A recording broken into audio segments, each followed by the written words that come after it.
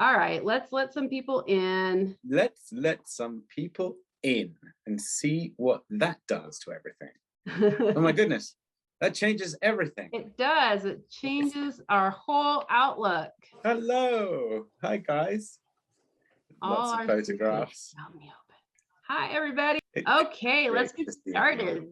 Yep. Hello and welcome to the Sid City Social Club for Tuesday, January 11th. Over to Sid. Feel over. It's lovely to see you all. I'm going to get started as quickly as possible so we can chat to as many people as possible, because I usually, for those of you who are new here, I usually talk for like an hour and a half at the beginning of these things. And then I talk to people for like a couple of seconds and, you know, they're over. But the important thing is me. But today is a different thing.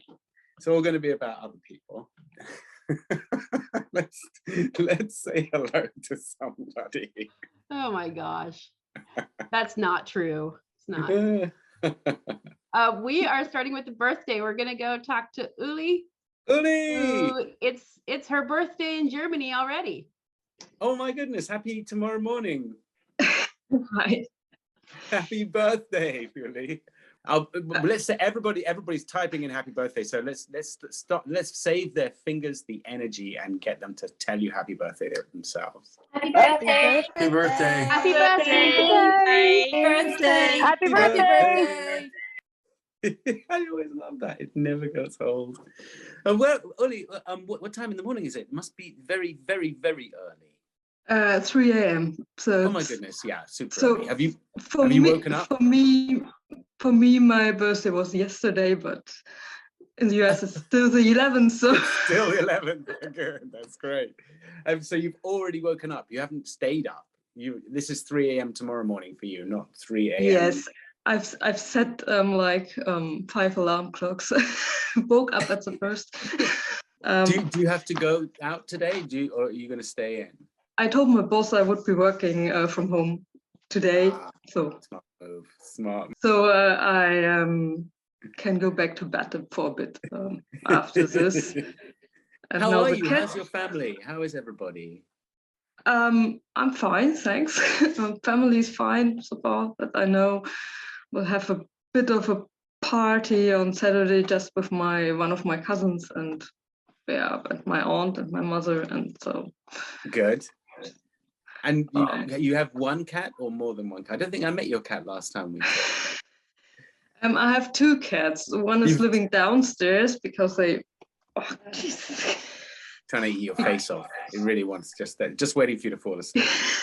It always does that. I'm talking to someone. Oh my god! Because the cats, well, they get along badly with each other, you know. So we can't. Why do they get on badly? They've been living together for years. Yeah, but the big black one was there first, you know, and they're both females, so they're like little witches together. And the little one is a bit wild, so and the other one doesn't understand that the little one wants to play.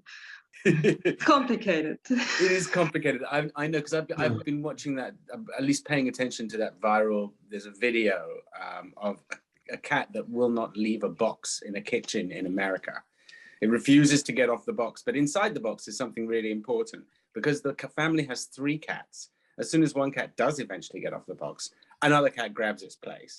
So they can't, and they've been videoing this. It's in one of the newspapers, but it's hilarious. And I know they could actually just throw the cat out, you know, the door, but they love the game of it. And these cats are really very, very smart. What's changed since we last talked? What's been going on? Can you remind me what you do for what you do for work? Because I think we talked about it last time, but I've kind of misplaced the memory. I work in waste collection. That's it. That was it. Absolutely. You know, I was with a colleague last time still, because she was about to retire, and that finally happened in May, and so I'm on my own. I basically spent the year cleaning out the office of old stuff. Do you take an interest in the science of recycling? I mean, is that something that interests you, or it's just the thing you do? I studied history, and while I studied, I had a small job in that industry. because my mother works there, so she had the connections, so I got a job to sustain me. And after I finished my studies, I actually did something completely different, and I did something other completely different. And at the end, I ended up back here because, well, there will always be jobs in recycling, and there are no jobs in history, at least not jobs that pay. Really smart. Pay the rent and stuff, yeah. And are you still interested in history? Is it still something you do as an amateur? Yes. What's your favorite area? Because most historians have a kind of speciality, a specific period or a specific theme. Well, I did my master in European cultural history and did my paper about the discovery of Asia. It was a comparison between the Portuguese and the Dutch seafaring companies. So it was kind of interesting back at the day. But usually I'm more into far away periods in time. Yeah, well, I thought it was fun at the time. It was because it's really interesting. I was reading a book by an author, and I can't remember his name, and I can't even remember the title of the book, but it's something on Atlas shoulders or something like that. It started with, and there'll be someone in the chat who knows exactly what I'm saying and how ignorant I'm being right now. But it started with I think it was a Dutch person living off a Japanese, just in a Japanese trading post. And they had to live on their ship. They couldn't go across them. They basically had a sort of tourist visa for the day because the Japanese at the time, and I think that would be the 18th century, were so freaked out, so paranoid about cultural change inside Japan that any foreigner was really carefully monitored. Is that something that fascinates? Is that something that you read about? Because I found it fascinating. Japan and China played a part in it. It was quite an interesting period. What I saw was most fascinating was when there were wars in Europe. They didn't know it sometimes. So when certain countries were shooting at each other, they didn't know it. The ships in Asia didn't know it, and then sometimes ships from Europe came over and started shooting at some other country in Asia, and they had no clue what was going on because, of course, back then there was no internet and mail traveled very slow. That was kind of fascinating. Yeah. Oh wow, that's amazing. I loved history when I was at school. I mean, I was kind of more English history. That was my leaning, but history was just a lot of work. I mean, if you did English, that was already, English language was already a lot of work. History was another big ton of work with the added problem of having to remember dates and names. And that's not my speciality at all. I could never remember anybody's name. I still can't. It's one of the things I haven't ever managed to do. I have the same problems with dates. I mean, I think you don't have to know every date. You just have to know where to look for it. Yeah. You have to know the right book, and then it will be fine. Or nowadays, it's just look at anything up on the internet. So that will help a lot. I don't know, and I don't know all of the dates. It's just impossible. Yeah. And there's a dude on CNN at the moment called Fareed Zakaria. He's this very intelligent, smart guy who does a show on Sunday mornings. And he usually does some sort of political topic, and sometimes it's pretty dry. But this week he's doing something because he's really panicked about the state of American democracy. And I think a lot of people are beginning to wonder whether or not the idea that democracy might fail in America is absolute nonsense or a real genuine possibility. And right now, there's a sort of the growth of an awareness that it's possible that in the next 6-7 years, American democracy could actually vanish or crumble. So serious people like this guy, Fareed Zakaria, taking a serious look at it. And he's made an interesting correlation, which is a historian you might really appreciate, between these autocratic dictatorships, populist autocracies, whatever you want to call them. They never overcame democracy by violence. They killed it from the inside. And there was a sudden awareness that this actually might happen because the correlations are pretty unique. There's an obsession in the States right now, certainly among some left-leaning groups, that democracy is in dire straits. So that's the news from here. if you're interested. Well, I wish you a super happy birthday. It's really lovely to talk to you again, Oli. Come on back, and I might ask you a bit more about the whole recycling business, which will really bore the hell out of everyone else, but really interesting me. Okay. Okay. Yeah, thanks a lot. Happy birthday. Thank you. Thanks, Lily. Happy birthday. All right, we've got another newbie. We're gonna go talk to Renee Case. Hello. Renee. Hello. Hi, Renee. How are you? I don't know There how to you start are. this. It looks like you Yes. are. You look like right now you look like the Statue of Liberty. Oh, is it this thing? Everyone, You've got the big I keep star. No, forgetting it's about actually this. quite cool. It's very cool. There Now she you look is. like a Christmas tree. Oh, even better. Glorious. That's really glorious. Where are you, Renee? I'm at school in Philadelphia. Ooh. My family lives in Massachusetts, but I spend most of my time here. Yeah, yeah. I'm gonna turn this back off because it's probably harder to see my actual face. Or maybe it's the same. Who knows? It's a dark, spooky halo. It's fine. It's terrific. You look great, so it's not a problem, one way or the other. I'm meeting up with I'm gonna go outside and meet up with a friend in like 2 days for lunch, and it's gonna be great because I don't talk to people enough, and that's why I'm here. Yeah, I know. You've already heard how furious I am about the fact that you guys are having such a bad deal out of the COVID. I mean, you guys and a lot of children. I mean, some of the adults can, I won't miss 2 years. It'll be okay, but I've had 50 of them and I'm just fine. But it's such a shame that you've had this robbed from you. Are you studying in, did you say you were at college? Yes. I had like 6 months of classes before quarantine hit. Then I went back home for 6 months, and now I've been sort of living in this apartment here. I am a fashion design major.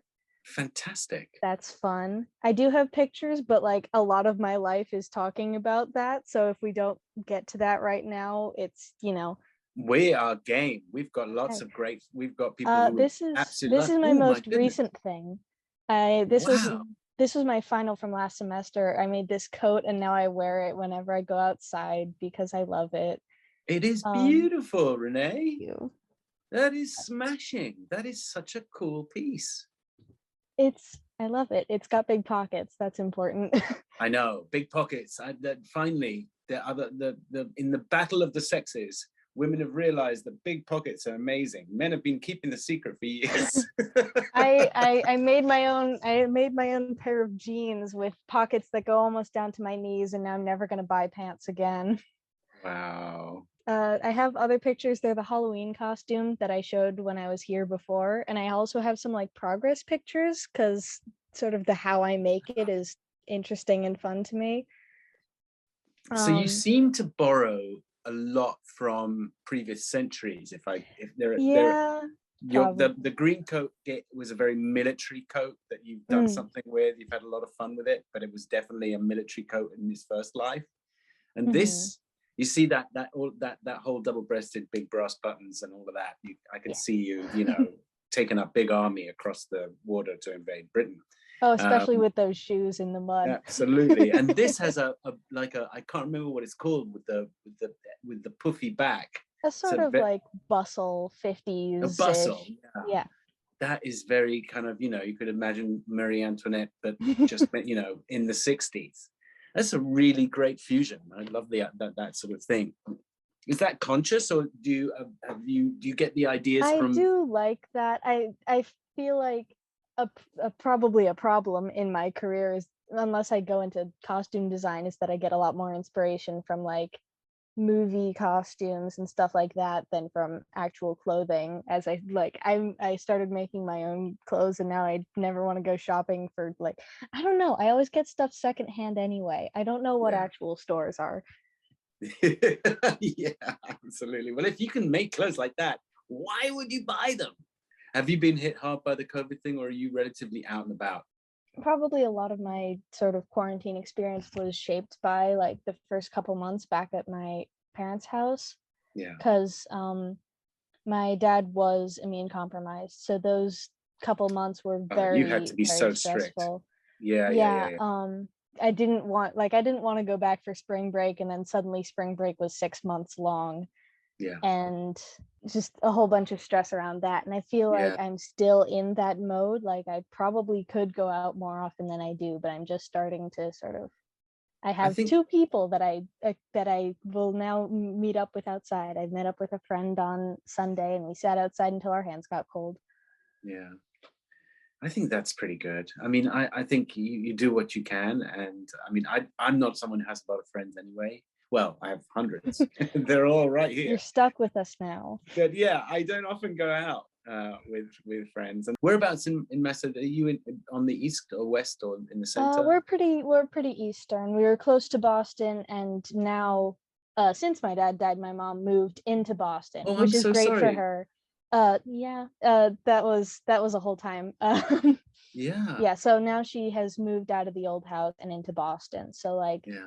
she keeps saying that like, oh, remember that this is your house too. But like the problem is I didn't really feel at home at the old house. So Yeah. what's my Yeah. connection to the new one? Absolutely. Absolutely. And is your mum okay? Because it's a really big loss It's for you too. it's good for her. It's been just over a year now. Like it was a year over. It was the anniversary of that over the winter break a couple weeks ago. So we Right. like, while I was there for my winter vacation, we Yeah. sort of went to the gravesite and all that. And I feel like Yeah. moving into Boston was definitely good for her. She Yeah. has a It's friend. busy. It's distracting. Yeah. She just getting out of that, because she had been, locked in that house for a year. Yeah. Yeah. With COVID quarantine. Absolutely. So it's definitely good for her. Yeah. Yeah. Gosh, what a tough couple of years for you. I mean, doubled. I'm really sorry for your loss. That's a terrible. Yeah, thing. So my grandpa died at the beginning of December of 2021. Yeah. And sorry, this is a downer. I'm sorry, everyone. No, it's not a downer. It's our lives. So his funeral was scheduled around my school vacation so that I would be able to go. And it wasn't until Mom called me to tell me the date she had scheduled that she remembered that it was my birthday. Oh God, Renee! Like I wish I had like saved the voicemail of her just like, Yeah. oh no, realization. What have I done? Yeah. Yeah, so I stayed at my brother's house for that vacation because I didn't want to bring my contaminants back to that house. He and I went down to Connecticut, which is where the burial happened. Right. And my mom and dad stayed at home because that's Okay. hard. I feel like this is not the right vibe. This is such just like a positive do you say exactly what you want to say? Every vibe is welcome. So it's not supposed to be an entertainment show. We don't have singers and dancers. Well, we do. We have singers and dancers, and it's supposed to be an entertainment show as well. But it's also a bit of everything show. It's just us, But I see you, Casey, saying that it is quite funny. There's another joke coming if I keep along this path. Because my dad was getting worse, so me and my brother went to visit him. I think once the day after the burial, and then once a week later, he had like sunken. Right. He looked very different in that. He was really, visit. really unwell. And we sort of knew that that was going to be it. We'd sort of had our last moment with him. Yeah. My brother, we sort of both said this at the funeral, was my brother's last interaction with him was he borrowed a tool to fix something under the sink, and his last thing to my dad was just like a Google Hangouts chat being like, I fixed the thing under the sink and it's working well. And my dad was like, sounds great, which is very him. He was very like helpful and quiet, sort of always. My a good last man, thing to good him, person. Yeah, my last thing to him was, I didn't really know what to say. Held hands. He said, good luck with everything. And I said, you too? Oh, that's totally cool. That's just very sweet. That's just really sweet. That's really sweet. It sounds like, my mom died when I was probably 34, and it was the wrong age to lose a mom. What's the right age? There isn't a right age. And it sounds like your pa did something that my mom did, which was and I can only describe it as to just die really generously. There is a way to pass without, and be sort of just leave people feeling uplifted about the memory of you, and that, rather than feel like drained because it's been so difficult, so exhausting. I mean, it's always going to be difficult, but there are just really, there's just a generous way to die, which my mum taught me firsthand, and I hope I can remember it when the time comes, because it's about everybody around her. She was just so great to everyone around her, and made them and stood them up on their feet, and made them feel better and helped them straighten up, because all they wanted to do was crumple. And she was like, no. And she was just great. And it sounds like your dad was too. We sort of go to a atheist church sort of thing. It's a bit odd. Okay. That's not a thing, but I'll let it slide. We'll say agnostic church. That's like a bar. And the minister, I think is her title, drove down to Connecticut to do the burial with us. And it was really a very different ceremony than my grandfather's had been, which was a more religious ceremony. But my father's one was all stories from his friends from college, from people he worked with. It was really a beautiful ceremony. My brother and his fiance now sang, and it was a lovely sunny day. And it was like the first social experience most of us had, because it was that summer when for just a couple weeks it felt like things were getting better. And it's I think the word you were looking for is non-denominational. That works. Everything was going to happen in our garden. It was just such a lovely day, and everybody came down and hung out, and everybody she knew that was still around, and lots of kids were around and playing instruments and running and laughing, and we planted a tree on top of where we buried her. So we had a very similar sort of vibe, and it just was a perfect sort of ending that everyone wished hadn't happened, but it had to. So that's the way to do it. So tell me about, I'm going to change the direction of everything. Okay, tell me fun. What are your hobbies? What are the things you're kind of passionate about that you're not studying? That's sort of a problem, because I chose fashion design because it is most of my hobbies. It is your passion. Yeah, like the Halloween costume was not an assignment. I spent far too long on it in between my homework and my assignments. It really is just what I love doing.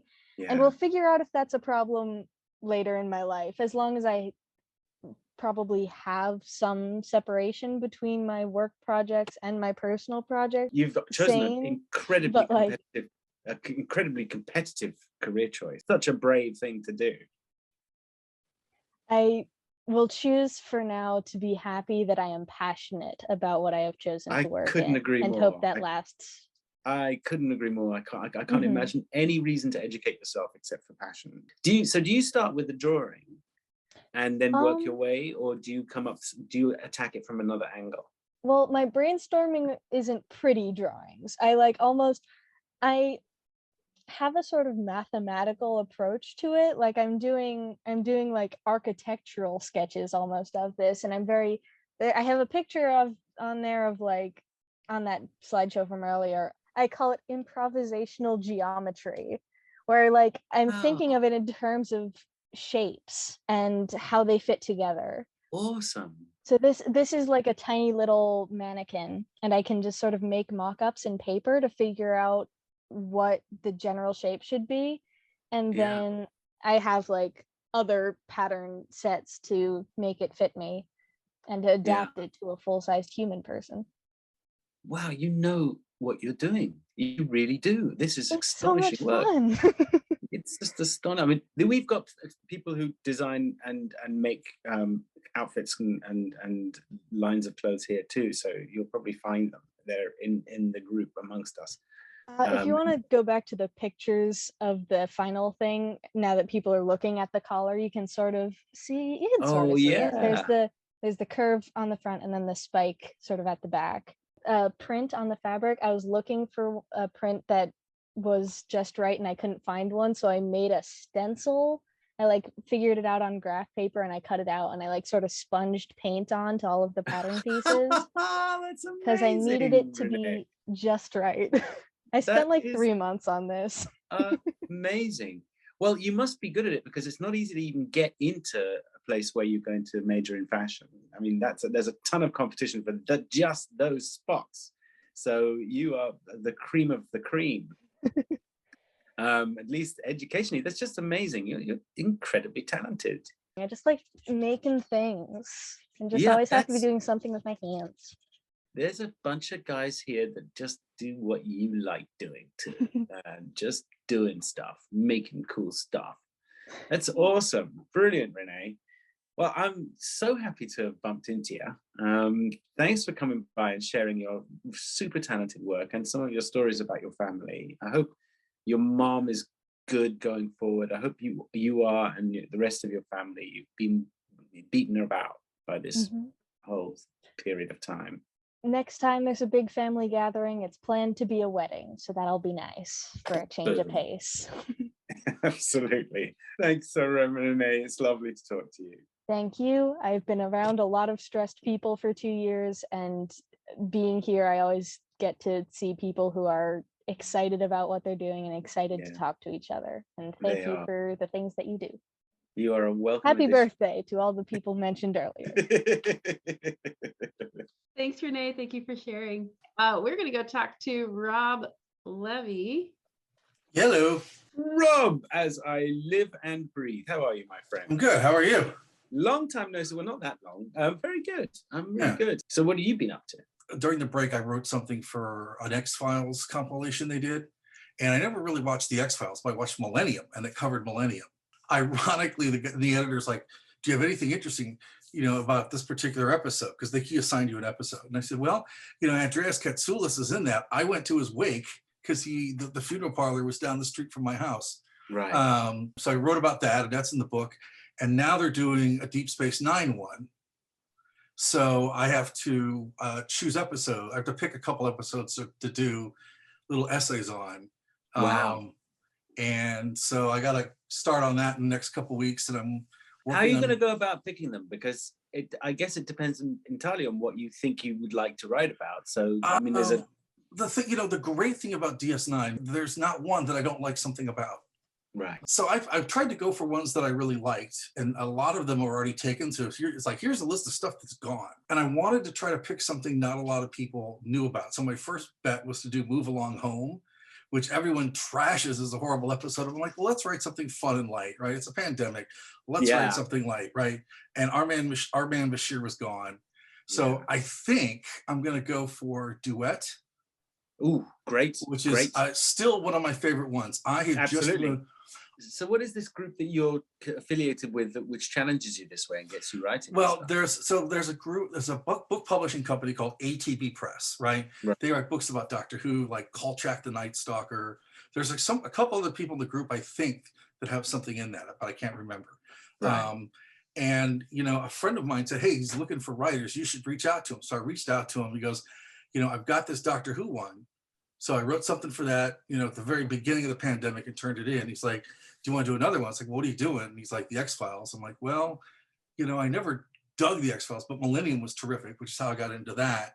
And now he's like, oh, I got this Deep Space Nine one doing. So he does different series. Sure. And they're basically essays about the series and different things with it. I'll post a link later. Yeah, please do, because some people here might be like really jazzed.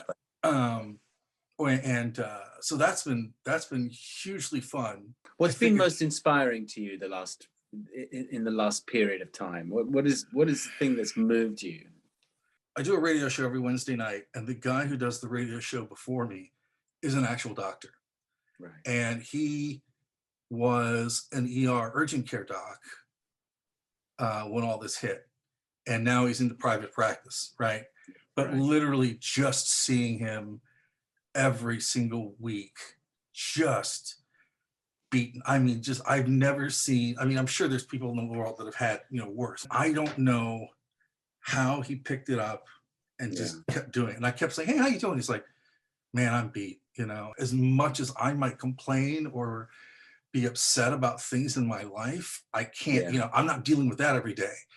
And watching him transition from just having that beat him up every day to now he's in private practice, and surprise, he's dealing with it again, but it's not like in your face, so to say. It just made me think of like all these people that are making the cogs move, right?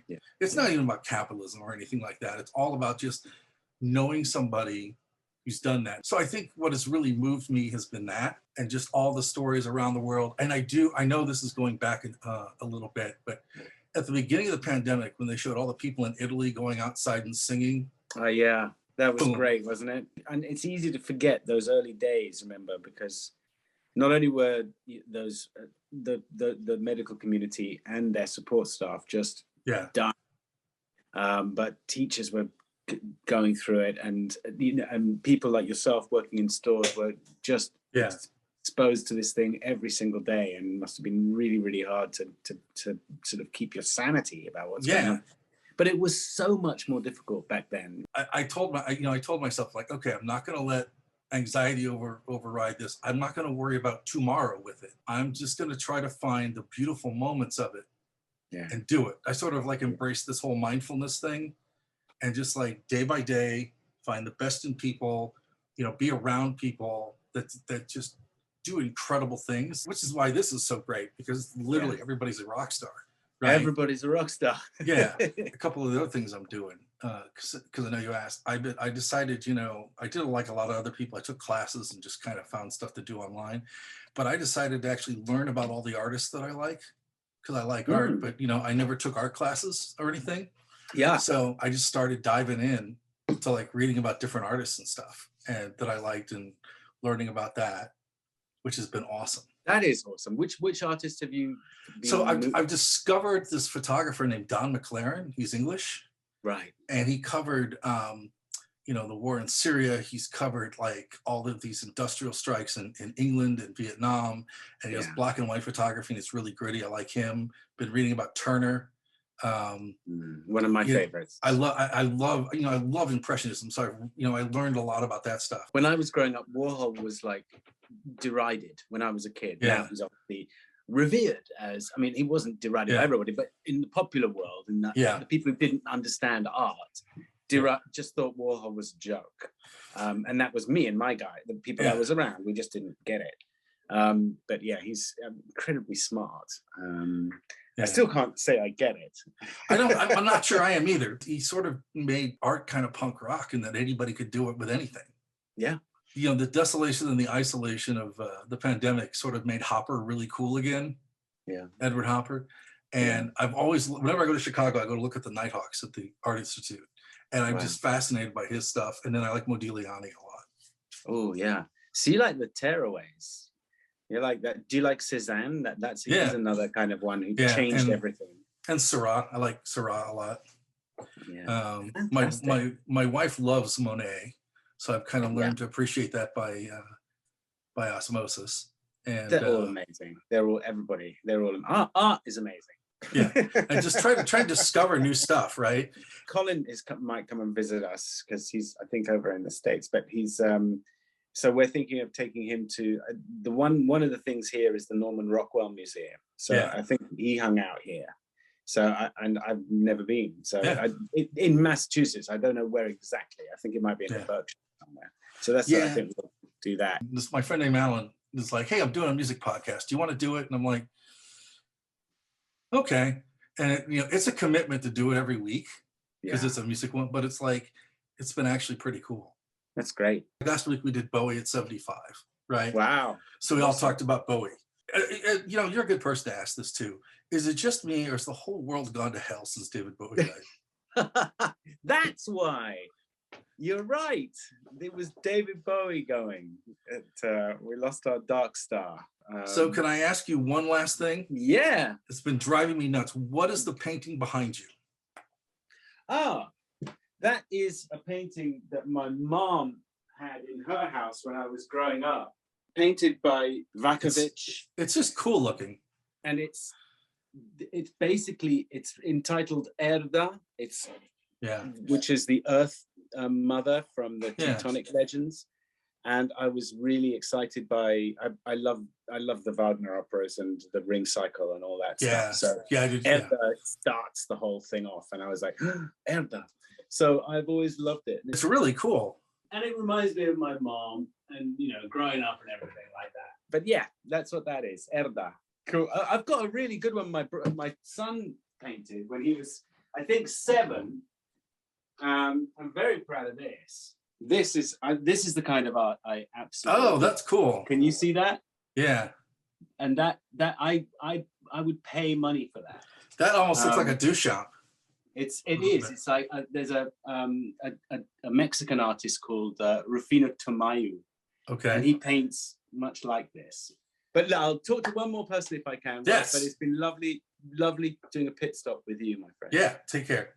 You too. Thanks, Rob. All right, we're gonna go chat with Elmi for a little bit. Hurrah! Wow.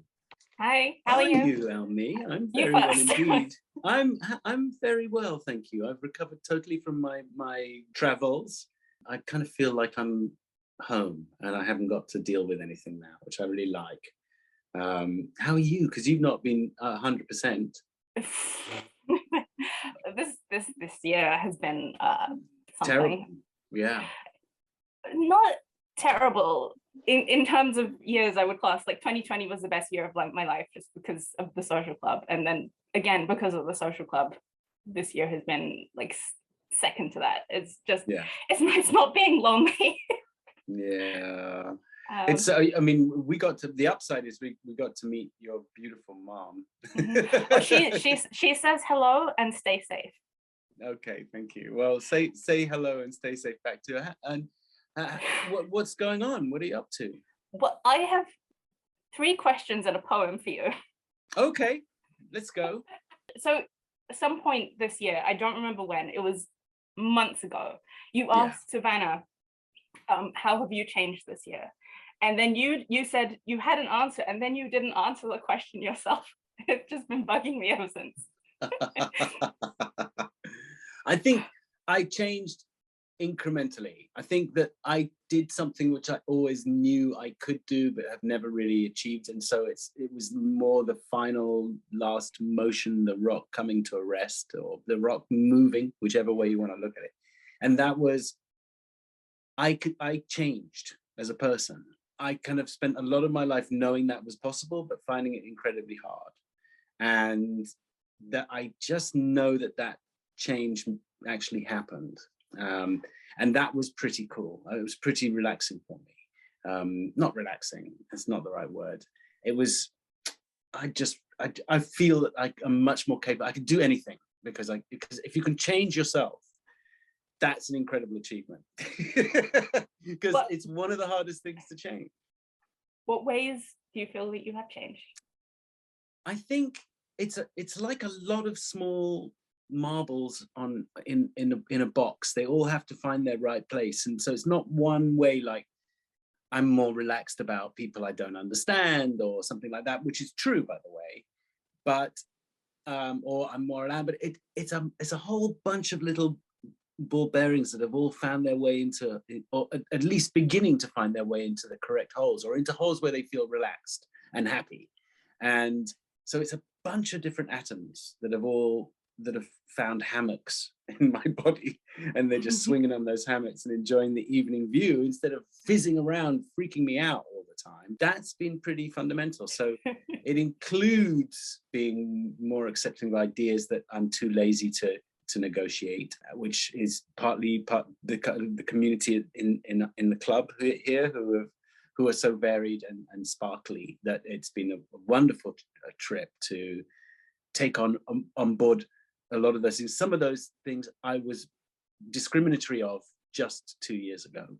So I was lucky, unlike J.K. Rowling, I was lucky to get a lift. And she didn't get that lift I got in a car with a bunch of people who changed me. And she never had that fortune. So that was pretty nice. You know what? I think she did. I think the problem is that she didn't listen, whereas you did.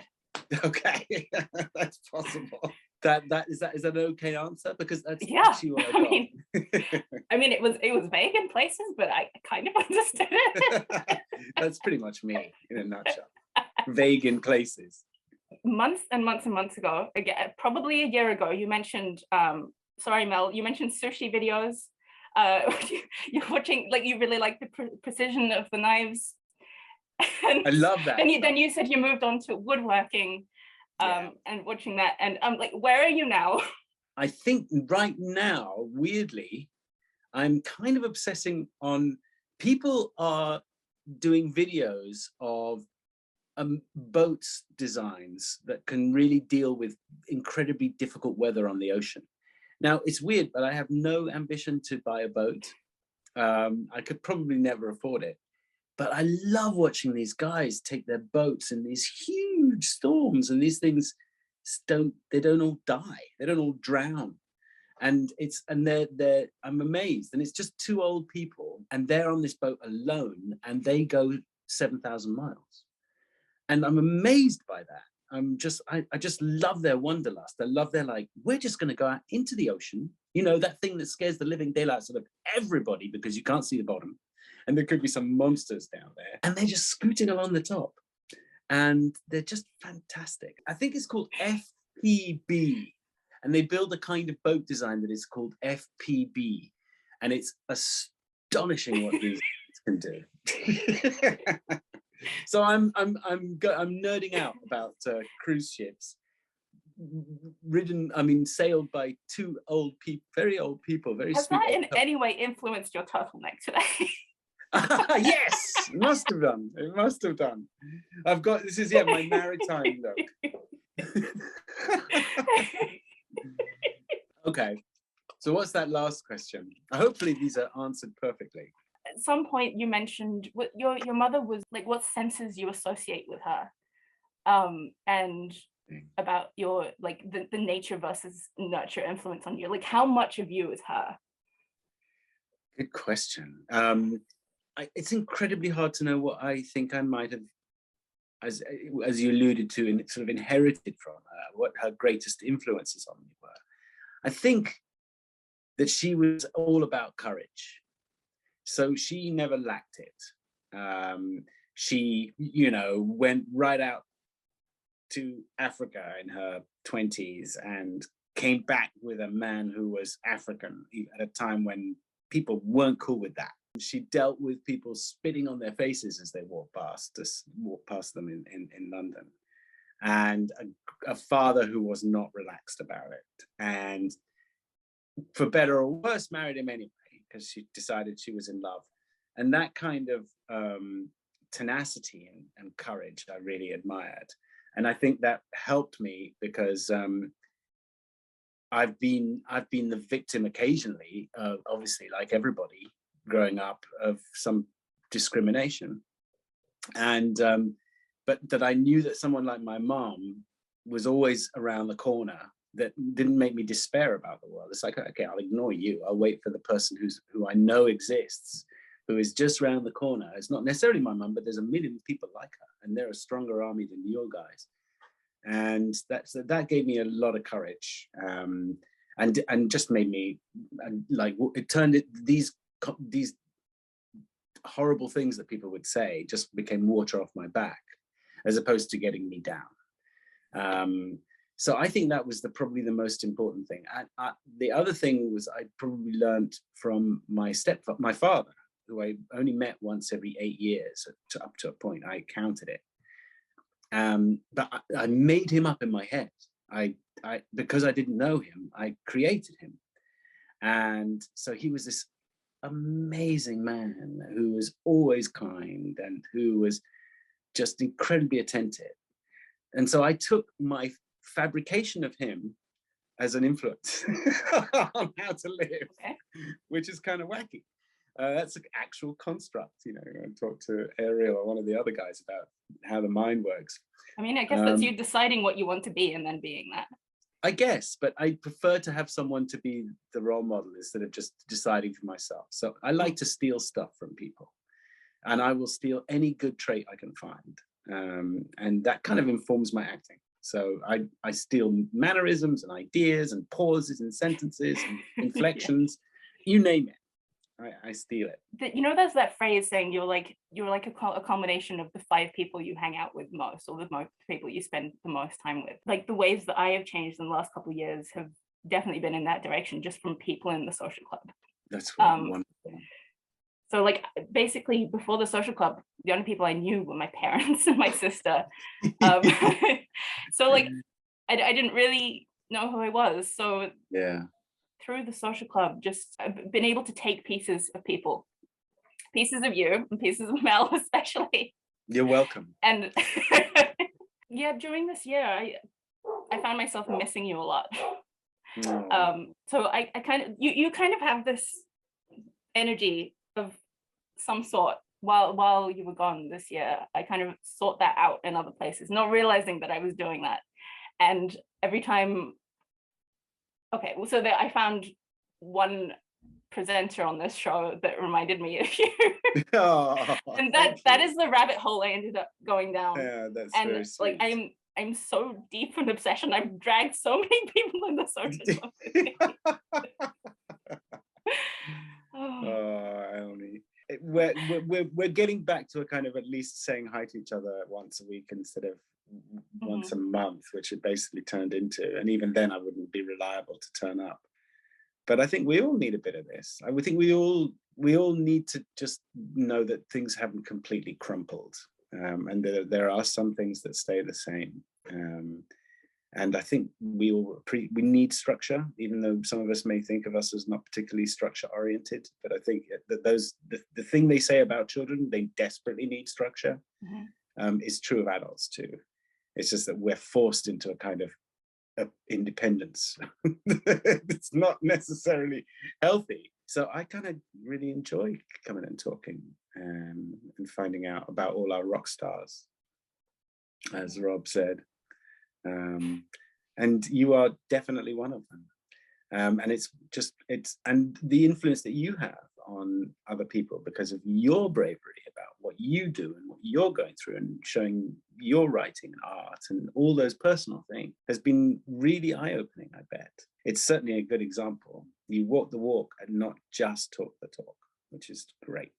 Yeah, like a whole part of this year was like I was in a place where I couldn't do anything for myself. So I thought like the little energy that I have, I may as well give to other people because they need it more than I do.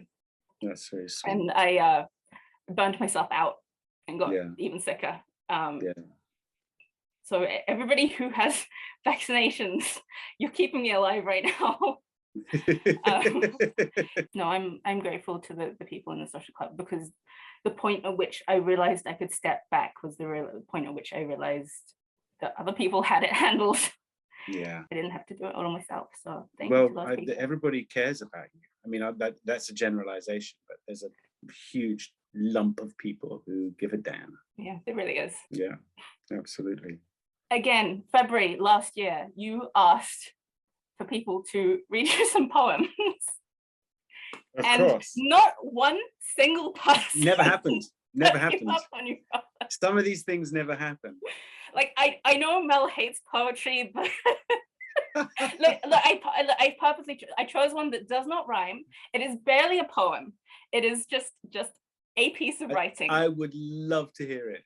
So I found this on Tumblr a few weeks ago, and I don't know, it just spoke to me. So this is Meanwhile by Richard Sicken. Driving, dogs barking, how you get used to it, how you make the new streets yours. Trees outside the window, and a big band sound makes you feel like everything's okay. A feeling that lasts for one song, maybe. The parentheses all clicking shut behind you. The way we move through time and space, or only time.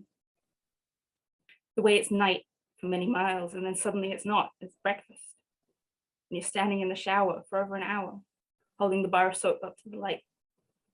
I will keep watch. I will water the yard, knot the tie and go to work. Unknot the tie and go to sleep. I sleep, I dream. I make up things that I would never say. I say them very quietly. The trees and the wind, the street lights on, the click and flash of cigarettes being smoked on the lawn, and just a little kiss before we say goodnight. It spins like a wheel inside you. Green, yellow, green, blue, green, beautiful, green. It's simple. It isn't over. It's just begun. It's green. It's still green. That's That is lovely. Meanwhile by Richard II. That is wonderful. I lock the tide and go to sleep. I love That- that. It makes me nostalgic for something that I have never experienced. Yeah. That's Yeah. beautiful. It's a beautiful poem. Thank you for starting the trend, and I'm hoping people follow in your footsteps. I'm sorry, Mel. I would like that. You don't have to write your own poem, but do what Elmi did and read a poem. I'm so sorry, Mel. It can be as long as you like. It can be the whole of Moby Dick. No. Ignore that. No. I'm so sorry. That's such a lovely way to end a really lovely time. Thank you, Elmi. Yeah. Thanks for coming on and Yeah. having that courage you always have. Um, That's lovely. hey. Thanks, Elmi. Thanks for that. I'm so sorry. No, that was lovely. Please follow Elmi's example and choose spoken word, non-rhyming things. Hey. Bye. No, for somebody with a master's in English literature, I know that I'm a betrayal to all of my colleagues when I say I am not a fan of things that rhyme. But I can also, I'm an adult, I can manage it. All right, on that note, all right, well, thanks everybody. Appreciate you being here tonight. We'll see you next Friday. Not this Friday. Adieu, folks. Friday. Bye.